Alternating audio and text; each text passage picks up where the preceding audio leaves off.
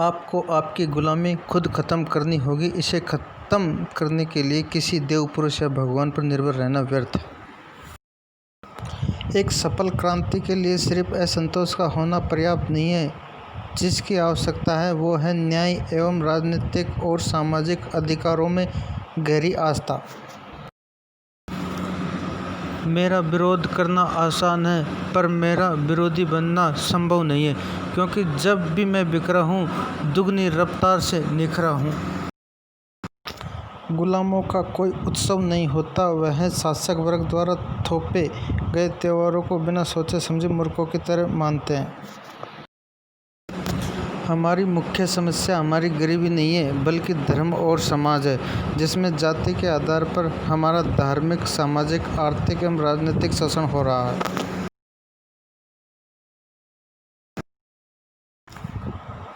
मैं उस धर्म को पसंद करता हूँ जो स्वतंत्रता, समानता और भाईचारे की भावना सिखाता है।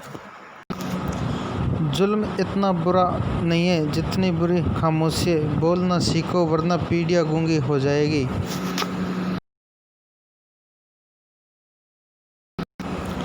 जिसे अपने दुखों से मुक्ति चाहिए उसे लड़ना होगा, और जिसे लड़ना है उसे उससे पहले पढ़ना होगा, क्योंकि ज्ञान के बिना लड़ने गए तो हार निश्चित है। न्याय हमेशा समानता के विचार को पैदा करता है। बदला लेने की नहीं, बदलाव लाने की सोच रखो। विचारों को पढ़कर बदलाव नहीं आता, विचारों पर चलकर ही बदलाव आता है। मेरे जाने के बाद ये मत समझना कि मैं मर गया। जब तक संविधान जिंदा है मैं जिंदा हूँ, बस संविधान को मत मरने देना।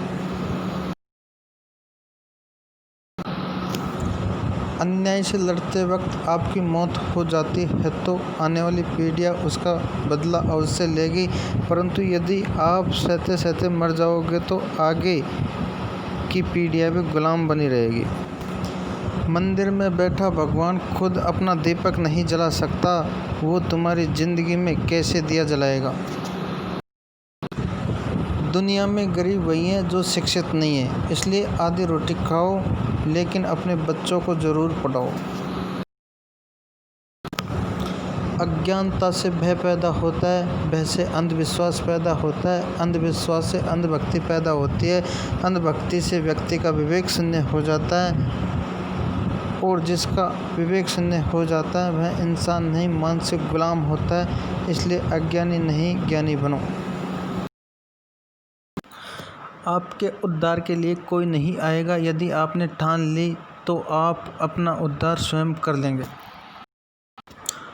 तुम नीच दलित इसलिए हो क्योंकि तुम दूसरों को ऊंचा मानते हो।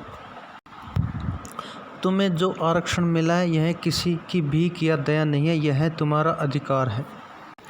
हमारे देश को आज़ादी मिल गई, यह तभी मानना चाहिए जब ग्रामीण लोग देवता, धर्म, जाति और अंधविश्वास से छुटकारा पा जाएंगे। मैं किसी समुदाय की प्रगति महिलाओं ने जो प्रगति हासिल की है उससे मापता हूँ।